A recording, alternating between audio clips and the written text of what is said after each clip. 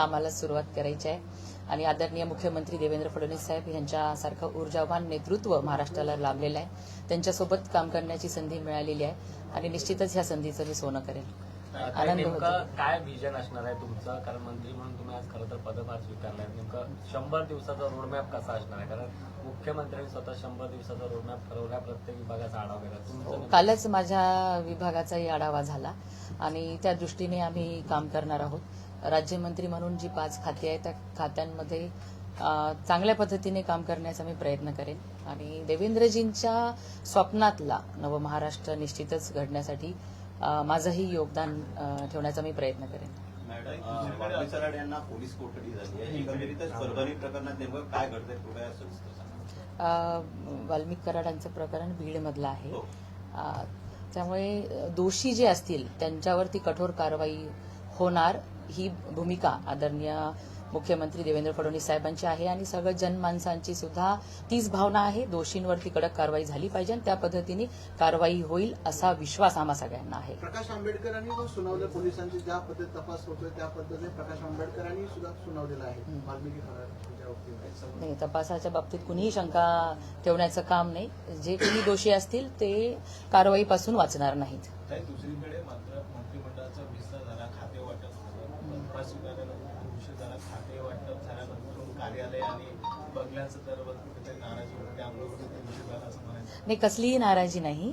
आता काही गोष्टी आपल्याला ऍडजस्ट करून घ्याव्या लागतील. आज आता आम्हाला विधान भवनामध्ये 15 फेब्रुवारीपर्यंत हे कार्यालय मिळालेलं आहे म्हणून माझ्या जिल्ह्यातील सगळे भारतीय जनता पार्टीचे माझे सगळे सहकारी पदाधिकारी यांच्यासोबत आज मी कार्यालयाचा या ठिकाणी आज पहिला दिवस आहे पदभार स्वीकारला.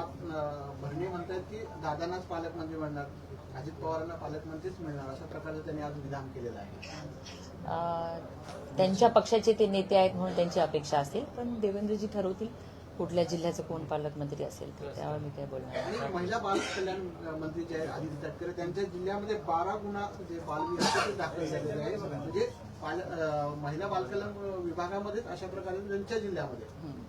नाही बघा, बालविवाहाचं प्रमाण खास करून आमच्या मराठवाड्यामध्ये जास्त आहे. ते कमी होण्यासाठी आम्ही मागच्या 5-10 वर्षापासून काम करतोय. आता काही ठिकाणी असे घडले असतील म्हणजे आदितीताईंच्या जिल्ह्यामध्ये, ह्याच्यावरती बघू आणि त्याच्यावर काम करू. कारण की ही सरकार म्हणून शासन म्हणून ज्या पद्धतीने जेवढं लक्ष आम्ही ठेवायला पाहिजे तेवढं तर ठेवतोच, पण एक समाज सुद्धा त्या परिस्थितीतले किंवा त्या क्षेत्रातल्या लोकांनी पण पुढे आलं पाहिजे बालविवाह रोखण्यासाठी. मग ही एक जॉईंट म्हणजे एक एकत्रित काम होणं गरजेचं आहे ह्याच्यासाठी. त्यामुळे हे जे प्रकार घडलेला आहे त्याची चौकशी होईल आणि यापुढे बालविवाह राज्यात होणार नाहीत ह्याच्यासाठी आम्ही काम करू. ते राष्ट्रवादी खाते भाजपकडे, तुमच्याकडे दोघांमध्ये भविष्यामध्ये महिलांसाठी नवीन काय उपाययोजना आहेत का? येणाऱ्या दिवसांमध्ये तुम्हाला महिलांच्यासाठी आम्ही काय काम करणार आहोत हे कळून जाईल. लाडक्या बहिणी योजनेसाठी नवीन काय असेल? नाही, जी आहे तीच कंटिन्यू चालू राहणार आहे.